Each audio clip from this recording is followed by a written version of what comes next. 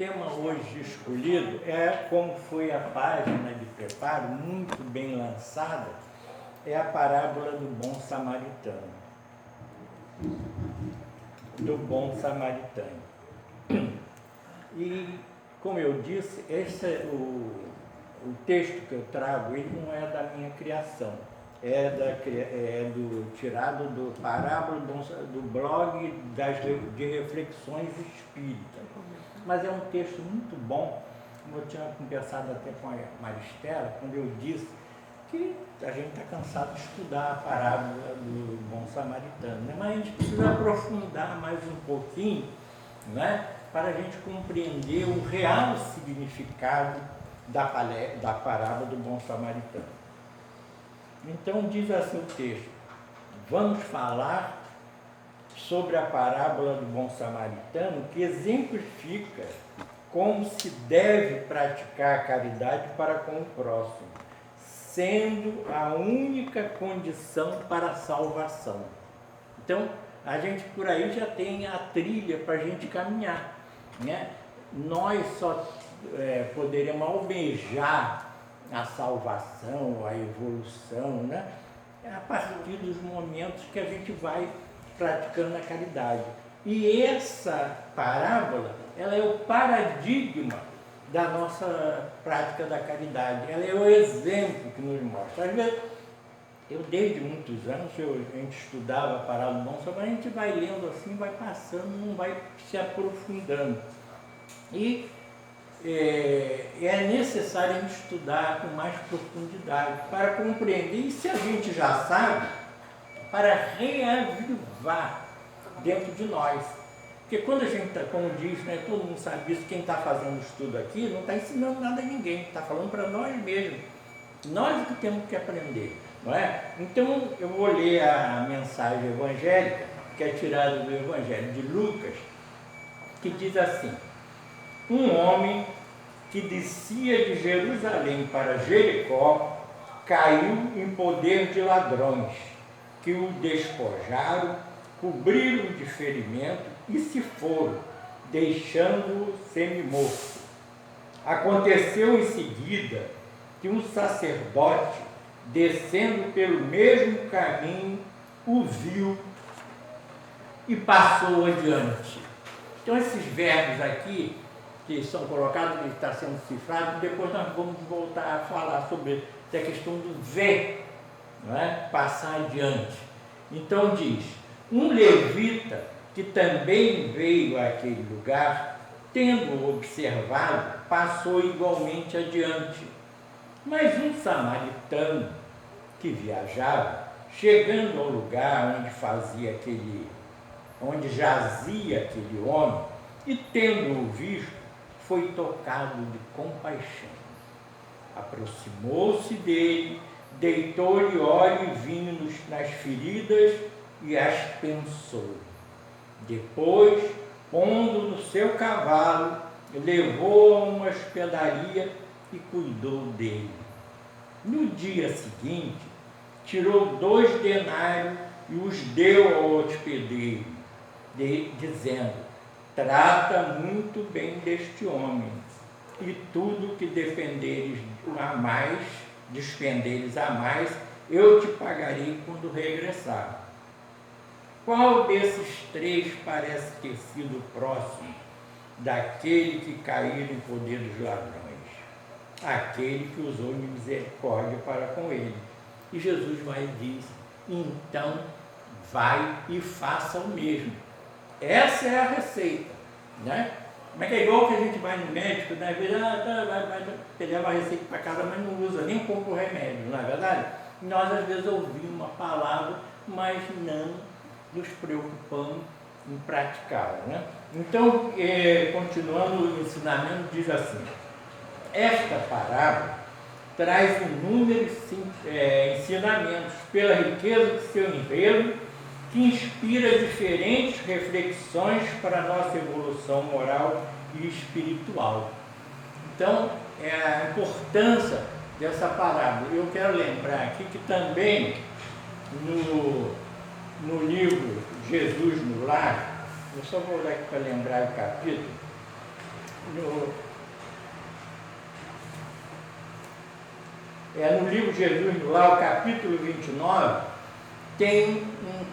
nesse capítulo eu tenho intitulado A Parábola Relembrada. E a parábola relembrada. Então os discípulos pediram a Jesus que ele explicasse melhor essa parábola. Então está lá, eu não vou ler a parábola para não gastar o tempo.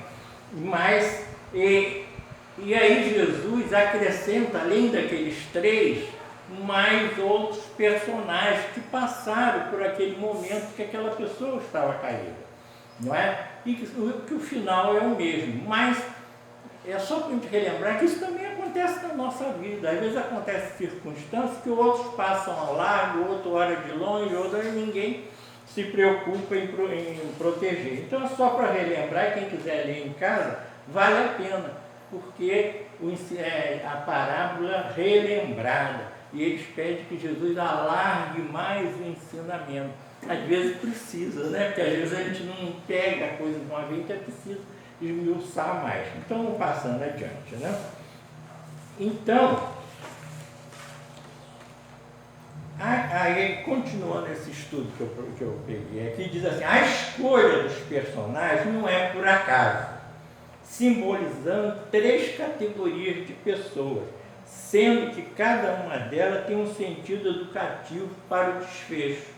Né? Aquelas três pessoas que nós já conhecemos, né? Que já foi relatado. Na seleção do sacerdote, do levita, pelos conhecimentos religiosos que tinham, o mestre procurou demonstrar que não basta ter o conhecimento da lei de Deus, mas é necessário cumpri-la e praticá-la integralmente. Nesse capítulo 19 do livro Jesus no Lar, narra também a passagem desse religioso, que me parece que era um sacerdote, né? Então, que ele diz assim: olha aí, está ruim mesmo o negócio, mas eu tenho que fazer lá na minha igreja. Então, ele achou que aquilo ali não era importante, porque ele tinha um compromisso de falar com Deus, né? Enquanto que a gente sabe que ali é que está a obra, né? Então, por isso que nessa parábola Jesus escolheu o sacerdote, né? E os samaritanos, e quem eram os samaritanos, né? Aí eu também fui fazer um estudozinho para a gente conhecer um pouco, que eu lembro desde criança, eu conheço essa parábola. Lá em São Gonçalo existia uma loja de calçado chamada A Samaritana. E eu sempre gostei desse nome, mas eu não sabia. Você conheceu essa loja? Em Niterói também tinha, né? Tinha. Né? E São Gonçalo teve uma colônia de judeus muito grande, então eles tinham muitas lojas por lá. Então, quem eram os samaritanos? Eram os povos da Samaria, que eram dissidentes do reino da Judéia. Então, eles sentiram-se muito perseguidos e criaram a comunidade deles. Eles criaram de tal maneira que eles não queriam nem mais contato com os seus antecessores. Eu até guardando as devidas proporções, a gente pode falar que é a Rússia e a Ucrânia, que a Ucrânia é uma dissidência que houve aquelas divisões lá e foi criado o Estado da Ucrânia. E eles não se conformavam, mas os samaritanos, por sua vez também, eles não queriam contato com os judeus não, né? Tanto é que aquela mulher lá no poço de Jacó, ela interpela, ela não sabe que é Jesus, né? Mas ela interpela: quem és tu? Um judeu que vem interpretar, sabendo que eu sou um samaritano, me pedir água de beber. E Jesus disse: se eu lhe desse a água, né, que você teria a vida eterna, aquela coisa. Mas coitada da ignorância faz a gente errar às vezes, né? E é o caso dessa mulher, que até o nome dela é Fortina, me parece. Então voltando ao estudo aqui, diz assim: os samaritanos eram desprezados pelos judeus e vistos não puros, né? Os judeus tinham essa concepção, mas eles também não queriam papo com os judeus não, entendeu? Tanto é que eles só se casavam entre samaritanos, e eles não se misturavam não, né? Então, talvez pelo fato de serem tão desprezados pelos irmãos de raça, tivesse desenvolvido uma vigilância maior relativamente ao comportamento e conduta de vida. Bom, esse está no texto, mas eu digo que aquele samaritano que teve aquela atitude, ele tinha algo mais dentro dele, ele tinha um acréscimo, ele tinha compaixão, né? Embora ele fosse daquele grupo, mas ele tinha dentro dele aquela semente da compaixão, que a qualquer momento faria germinar, né, aquele sentimento.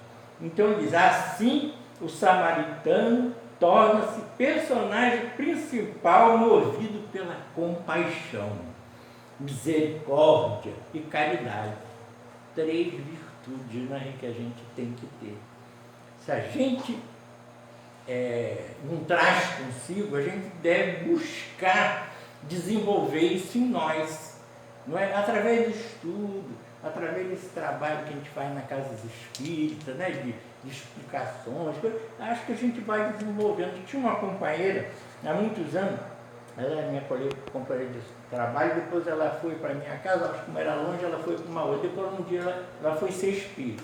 Aí ela disse assim, Celso, eu acho que depois que eu me tornei espírita, eu fiquei melhor. Porque eu era uma pessoa muito intragável. Ela que disse dela, ninguém me falou. E eu tinha uma falta de paciência com a minha mãe, né? Então, ela percebeu que houve essa mudança. Aí ela passou a ter um carinho com a mãe dela, aquela coisa toda.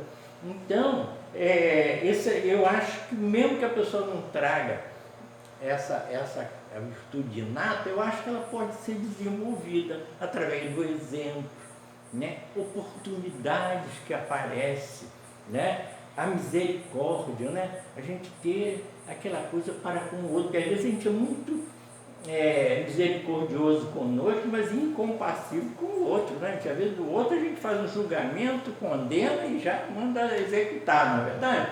Então é preciso que a gente tenha isso dentro de nós. Então diz, talvez torna-se personagem principal movido pela compaixão, pela misericórdia e caridade que agiu o socorrista, não se contaminando pela indiferença diante dos fatos. Já viu o que é indiferença? Quanta gente às vezes passa, vê a pessoa caída e não tem nenhum. Às vezes você não pode fazer grande coisa, mas às vezes tem um pensamento que você possa, né, pedir pelo anjo de guarda daquela pessoa, que Deus conforte aquela pessoa, né?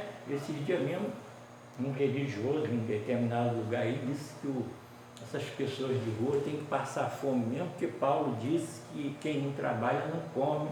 Então, que a gente tinha que fazer isso mesmo, né? Então, como pode uma pessoa ser um líder religioso, usar um trecho da palavra de Paulo, interpretar dessa maneira muito restritiva, não é? É preciso que a gente esteja bem preocupado com essas situações. Então, continuando, diz assim, aí nós vamos explicar a lição que a parábola que Lucas nos traz. Diz assim, um homem caído semi-morto no caminho representa qualquer pessoa que necessita de nossa ajuda. A gente não precisa dizer, não, mas isso foi lá na Samaria, lá na Judéia, isso não vai acontecer mais não. Todo dia nós podemos encontrar no nosso caminho, que às vezes nós não estamos, olha como diz o jovem, nós não estamos ligados, né? Nós não estamos on, né? A gente está com o offline, né? Essa é novíssima. Não é? De vez em quando eu tenho que falar isso para a gente ficar novo, né? Então, a gente não estando ligado, passa e você não percebe aquilo que está sendo dado para você, aquela oportunidade que está sendo dada. Então, como ele diz, é qualquer pessoa que necessita de nossa ajuda. Não precisa ser um caído estropiado. Às vezes uma pessoa precisa de uma palavra, de um ouvido, né? De um abraço, né? Às vezes você tem, ou às vezes até o contato. Eu estava até conversando com uma companheira, né? Às vezes o contato com o outro, aí você faz aquela pessoa até mudar o modo de ser. Foi com você que eu estava conversando, não foi? Então, que lá na nossa casa, quando a gente fazia sopa lá, um dia que ia eu e minha esposa, aí a Dona Alcélia foi, tinha uma pessoa lá que era meio difícil de convívio, de relacionamento, então a Dona Alcélia botou com a gente. Eu não sei de onde ela disse, não, eu escolhi vocês têm muito carinho com ela. Eu digo, eu não tenho carinho com ela não, eu me relaciono bem com ela. Não tinha nada de especial, ela estava ali no meu grupo ali para a gente cortar a verdura e lavar a panela, vamos lá. E aí Dona Alcélia tinha levado um pedaço de bolo de fubá, que eu adoro bolo de fubá. Esse negócio de bolo é lá, né? Aí ela levou um pedaço de bolo, eu fui partir o bolo em 3 e dei um pedacinho para ela. Ela foi, olhou assim, isso não, caiu. Nós estamos ali, eu não ia comer o bolo sozinho, né? Embora tenha sido para mim, mas eu dividi com quem estava lá. E assim deve ser, não é? Então, quer dizer, necessita de nossa ajuda, da nossa compaixão, da caridade. Esse homem caído na rua representa o próximo, né? Não é, não, mas isso aconteceu lá na Judéia. Não, acontece todo dia. A gente que às vezes não percebe. Eu gosto muito de contar casos, mas a gente não pode muito se alongar, mas se eu contar só um fato que aconteceu há mais de 30 anos. Porque eu falo que minhas crianças que até ela, Pedro, quantos anos tem? Mais um 40, outro 30 e pouco e tal. Certa vez, meus filhos estavam na rua brincando, porque na minha rua as crianças brincavam ainda, a gente sentava nas calçadas, aquela coisa toda, lá em São Gonçalo. E meus filhos vieram correndo, meus filhos fizeram evangelização lá no Ana Viana, lá em São Gonçalo. E eles correram, pai, tem um homem caído na rua, batendo com a cabeça, aquela coisa toda. Aí nós fomos pro portão, aí tinha assim, realmente uma distância assim, tinha um homem caído na rua mesmo, ele batia com a cabeça no asfalto. E em cima de um sobrado, assim, onde moravam os espanhóis, todo mundo na soleira assim, da varanda, tudo olhando um espetáculo, aquele homem lá batendo com a cabeça lá embaixo e ninguém chegava. Eu fui até lá, depois eu refleti que isso não foi nem nada, eu nem pensei em ajudar o próximo, em caridade. Eu já conhecia que a epilepsia, porque você sabe que os outros tinham medo de epilepsia, se a baba batesse na gente pegava epilepsia, e eu sabia que não pegava. Eu caminhei, fui até lá, no meio da rua, naquele tempo eu conseguia me arriar no meio da rua, e hoje tem 2 pessoas para me levantar, porque eu não levanto. Mas naquele dia eu sentei na rua com ele, agarrei, botei o braço debaixo da cabeça dele, ele já não batia mais a cabeça. Ele foi recobrando, ele virou para mim e falou assim, pega o dinheiro, pega o remédio no meu bolso. Aí eu meti a mão no bolso, botei na língua dele, ele foi se acalmando, depois sentou, aquela coisa toda. Ele foi, aí as pessoas lá, meus vizinhos, depois que viram que eu tive coragem, né, de ficar ali, mentira, eu sabia que a baba, nada disso tinha problema.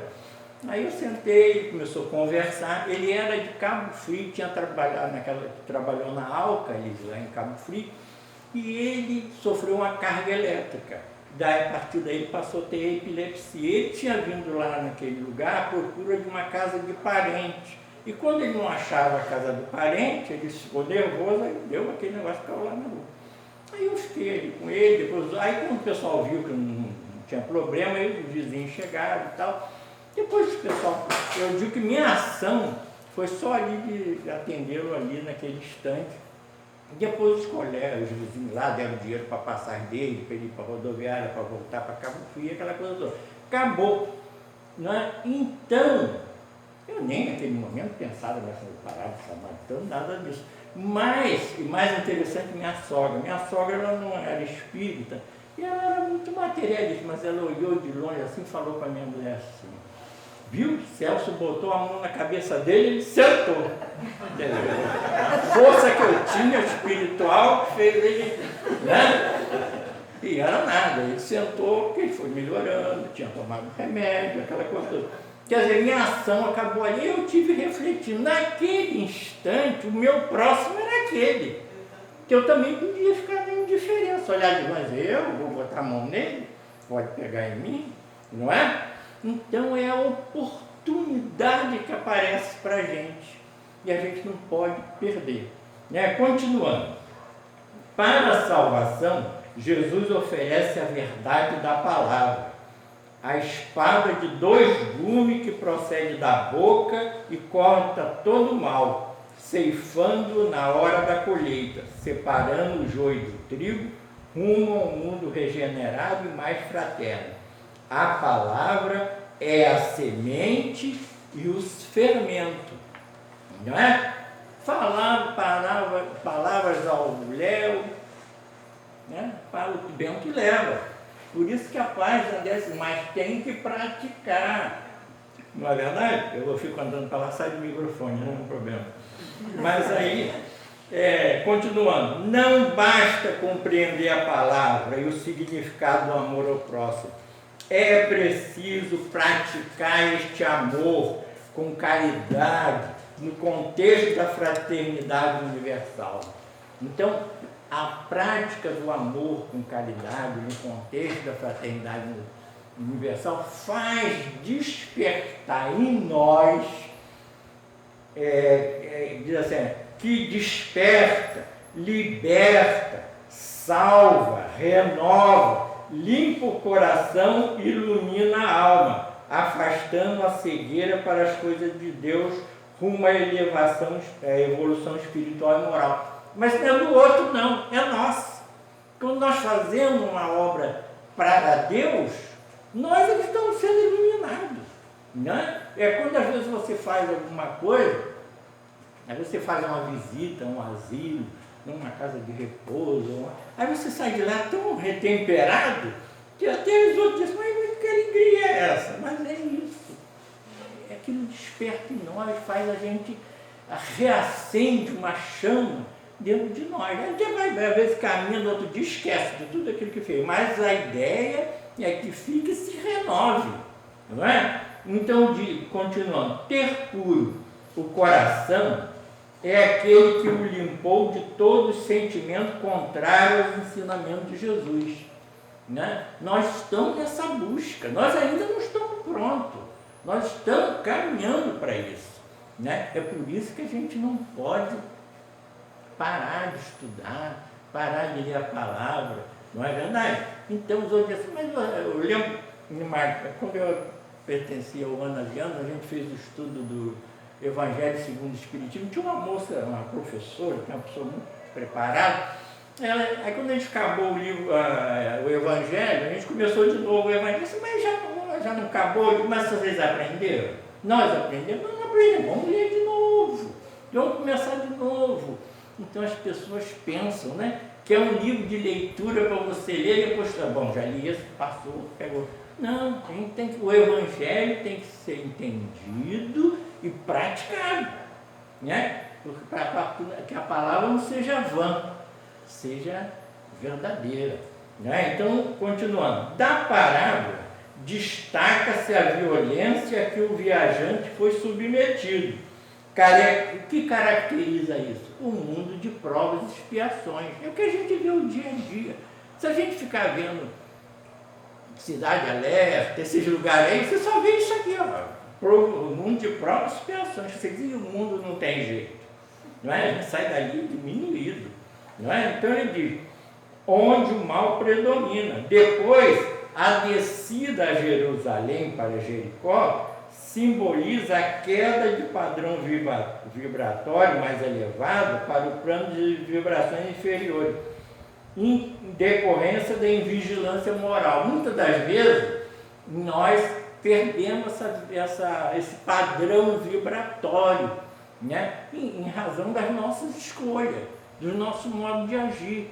Não é verdade? Eu lembro que tinha um companheiro, que era lá em Monjola, ele falava para os jovens, olha, vocês tomaram um banho agora, vai se rolar na lama, né? Porque a gente estava saindo da aula de evangelização, todo mundo bonitinho, cantando e tal, pode chegar lá, estava brigando um com o outro na rua. Então, a gente não pode cair. Mas, continuando o estudo aqui, nós vamos ver que muitas das vezes a gente está num plano superior, a gente pode descer se for para ajudar, não é? Lembra-se daquela passagem do Chico que foi numa casa de tolerância e as línguas ferinas da cidade já viram o Chico entrando naquela casa. E ele lá foi, que ele tinha um objetivo, e de lá ele tirou uma pessoa, me parece que, né, que se recuperou, aquela coisa toda. Então ele desceu, mas subiu, não é? Então é preciso que a gente entenda as questões. Eu tenho gente, não, mas eu não vou me envolver com aquela gente ali. Eu não quero nem... Não, às vezes você tem que estar próximo daquela pessoa, que às vezes o seu exemplo, a sua vibração ajuda aquela pessoa a sair daquela circunstância, né? Então, continuando, ele diz aqui, deixa eu passar aqui, apesar de ser detentor de vários recursos, o coração do sacerdote mantinha-se fechado à prática da solidariedade, ensinada por todas as interpretações religiosas. Então, por isso que diz, não basta você conhecer. Eu tinha uma colega de trabalho que na igreja protestante dela, eles faziam o campeonato de quem decorava mais versículos. Entre os jovens, né, os filhos e tal. Então era um campeonato, decorar, e falava bonitinho os versículos, aquelas coisas todas. Não é esse o problema, né? Não é essa a solução. A solução é a prática. A palavra falada ou lida não tem nenhum valor. Ela serve de combustível para que a gente repense a nossa vida. Não é? Então diz, aí vamos ver lá a questão do verbo ver. Ele diz assim, o vil indica observação superficial. É quando você olha e diz, não é comigo, eu não tenho nada, isso é problema do governo. Quem tem que cuidar disso é o prefeito, o serviço social da prefeitura. Não é? Eu lembro, quando a gente fazia sopa lá na Casa do Caminho, eu tenho espíritas renomados lá em Niterói me dizia assim, eu não concordo que dê sopa na rua, não, aquela coisa toda, ficava calado, né? E um assistente social também diz, olha, vocês dão um sopa para eles aí, amanhã eles te assaltam lá ali no terminal, aquela coisa toda. E isso é uma coisa que você ouve isso, te dá um choque, né? Mas aí você precisa tomar força e continuar. Então, a indiferença para com o problema do outro é uma coisa muito séria. E se a gente tiver, a gente tem que tratar disso. É o indiferentismo, não é? Continuando, olha, o passou adiante reflete a ociosidade mental, enfatizando a postura de quem está acostumado a cultivar um interesse pessoal. Não é meu filho, não é comigo, é problema dele, né? Eu não tenho nada que me envolver com aquilo ali, né? E a indiferença com a necessidade do que sofre. Essa questão da indiferença é uma questão que a gente precisa trabalhar, não no outro, não ensinando, mas em nós. Às vezes a gente, quando se pega, a gente está fazendo isso também. Então a vantagem do espiritismo que vem, acende aquela luz na gente, chama a gente de novo. Eu lembro quando minha mãe era viva, ela dizia assim, Celso é engraçado, ele faz a coisa, daqui a pouco ele volta. Não é? É bom que a gente volte. Porque às vezes você erra, você fala uma bobagem, às vezes ele não é mais jovem, fala para os pais, assim, mas ele volta para reencaminhar a questão, né? Então ele diz aqui, do mesmo modo que o sacerdote, o levita, passou ao lado daquele homem caído, ensanguentado no caminho, é o amor do egoísta, o amor dos que não compreenderam ainda o verdadeiro amor. Então nós temos aí duas questões, o amor do egoísta, isso não é amor, não é? E o amor verdadeiro, mas nós estamos falando do amor verdadeiro. Eu lembro que quando eu estava me preparando para fazer esse estudo aqui, eu passava lá, essa casa de espírito tem livro por tudo quanto é lado, não é verdade? Aí eu passava assim lá no meu corredor, assim, eu vi um livro ali. Aí o livro era a vida do... Foi minha filha que ganhou uma livraria e me deu.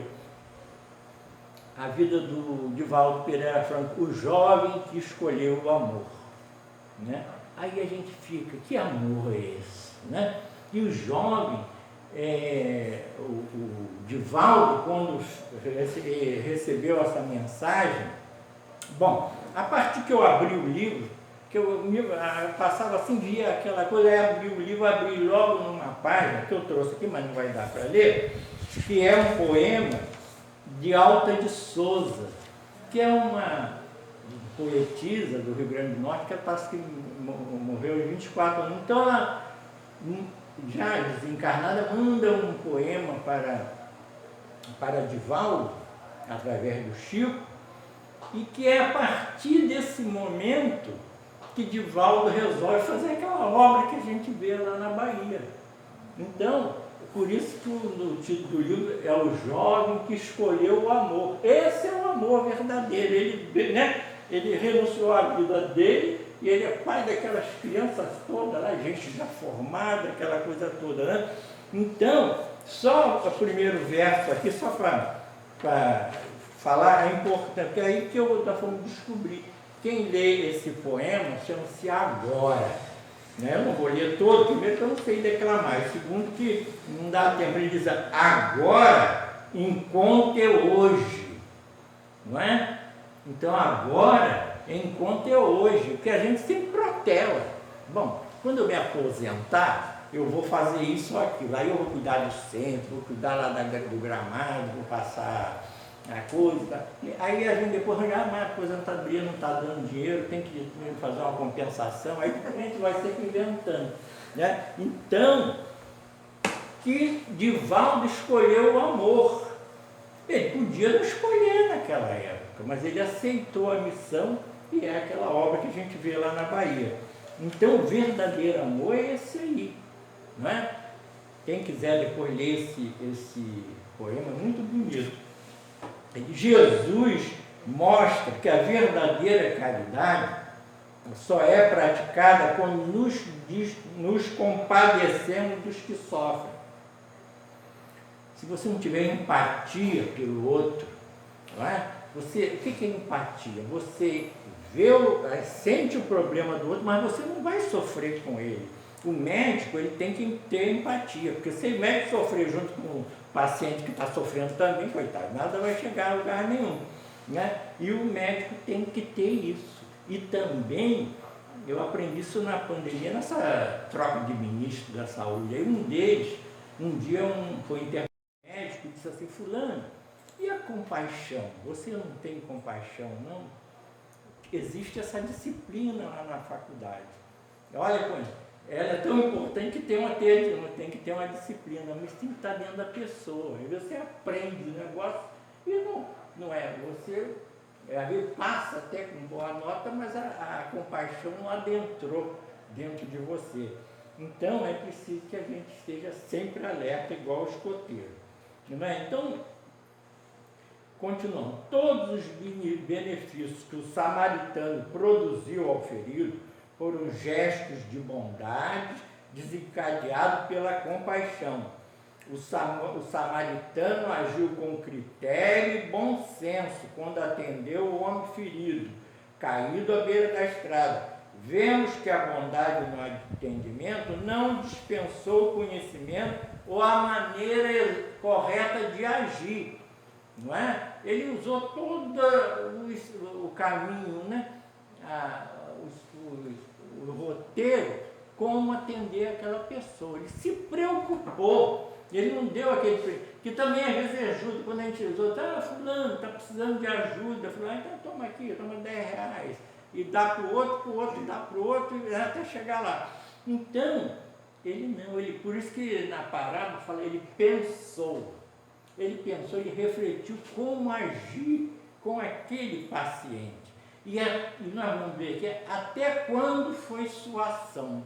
Continuando, ele diz, o samaritano prestou os cuidados emergenciais ao doente, limpando, fazendo a asepsia das feridas pela utilização dos recursos disponíveis. Né? ele usou o vinho, né? Depois improvisou um transporte, o cavalo. Ele cedeu a sua montaria para que aquele homem caminhasse até a estalagem, né? Já que o doente estava incapacitado de andar. Em seguida, levou-o para a estalagem, onde recebeu o alimento e o conforto de um leito, afastando das intempéries. Cuidou do ferido, auxiliando na recuperação da saúde. E por último, garantiu a continuidade do atendimento, fazendo um adiantamento monetário ao hospedeiro e assumindo uma dívida se mais recursos financeiros fossem despendidos. Olha, aí a Joana de Ângeles, ela fala no livro O Evangelho à Luz da Psicologia Profunda. Eu acho que o texto é esse, o título é esse, Evangelho à Luz da Psicologia Profunda. Ela fala da importância também do estalajadeiro, que ele podia não confiar, ele disse, não vou ficar com ele depois, se eu não volto aqui, não me paga, quem que vai pagar a despesa? Então ela diz que aquele homem que lá estava, aqui trabalhando por dinheiro, que era o estalajadeiro, mas ele também teve o seu momento sublime, né? A Joana fala que afastou-se a sombra. A sombra é quando a gente duvida. Às vezes a gente quer fazer o bem com uma pessoa, assim, mas depois ele pode ser ingrato para mim, né? Aí isso não faz.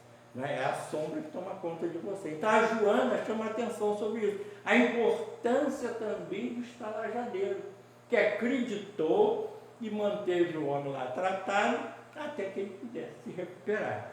Então, e por último, garantiu, quando os recursos financeiros fossem disponíveis. Bom, continuando, ele diz, há uma nítida preocupação do bom samaritano de que o doente se recupere integralmente, cuidando diretamente dele ou à distância, por intermédio do hospedeiro.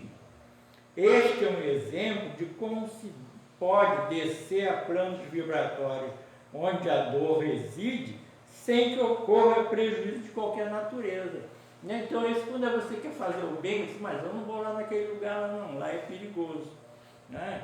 Tem um lugar lá em São Gonçalo, que você já deve ter ouvido falar na imprensa, chamado Salgueiro. Né? E Salgueiro já foi muito bonito lá no Rio, samba, né? Aquela coisa toda, mas de lá o samba é outro.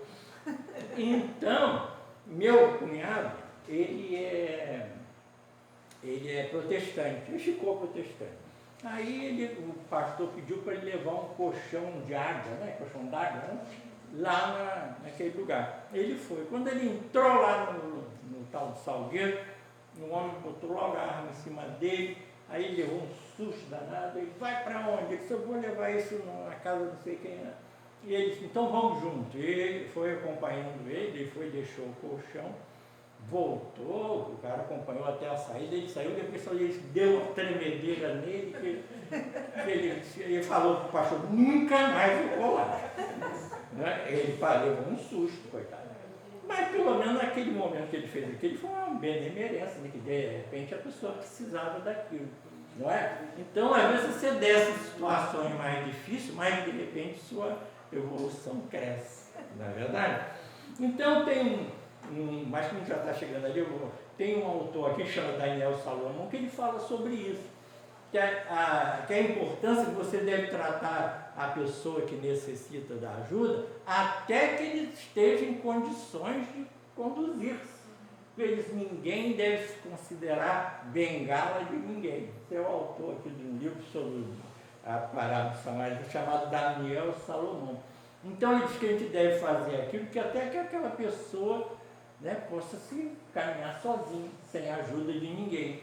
Porque eu lembro, eu lembro onde foi, mas foi em Vassouras e tal, que um dirigente da FEB, aqui no Rio, foi visitar lá, e o dono do centro espírita chamou e disse, olha, essa aqui é a avó, essa é a mãe, essa é o neto, a filha, a neta, todos eles são assistidos aqui pela coisa. Aí o dirigente falou, mas eu não vejo graça nenhuma nisso, essas pessoas continuaram na mesma situação. né? É preciso que a pessoa elija dali, né? Saia daquela situação, né? Então, eu vi na prática, eu tinha uma companheira de trabalho, que ela pertencia a um centro espírita na Engenhoca, e tinha uma assistida que recebia ajuda, que eu dei lá, cesta básica, cuidava das crianças, aquela coisa toda. Até um dia que ela arranja emprego, e ela volta no centro e diz assim, eu não quero mais a cesta básica. Eu agora posso me manter e manter meus filhos. E eu quero ter a oportunidade de ser voluntária na casa. Essa é uma pessoa, né, que se reergue daquela situação. Esse é o objetivo da caridade, né? Manter o outro naquela situação, né? Então, já para terminar, o Maristela, ele diz assim, descer a serviço do bem é programa de aprendizado e de trabalho. Os benfeitores espirituais fazem isso frequentemente. Saem de suas tarefas superiores e descem a Jericó dos nossos corações, ainda presos aos interesses transitórios do mundo. Nem sempre é possível ajudar na posição em que nos encontramos. Daí ser necessário descer aos locais de sofrimento maior, dos desequilíbrios mais intensos, a fim de cooperar com eficiência. Então, nós estamos terminando cada tempo, mas lembrando que o ensinamento que deve ficar para nós é aquela receita de Jesus, vai e faça o mesmo. Isso é que deve ficar para nós, né? Para terminar, ele diz assim, em todos os tempos as criaturas ensinam a caridade, todavia poucas pessoas praticam-na verdadeiramente. É por isso que a caridade, antes de tudo, pede compreensão. Até que ponto você está ajudando aquela pessoa?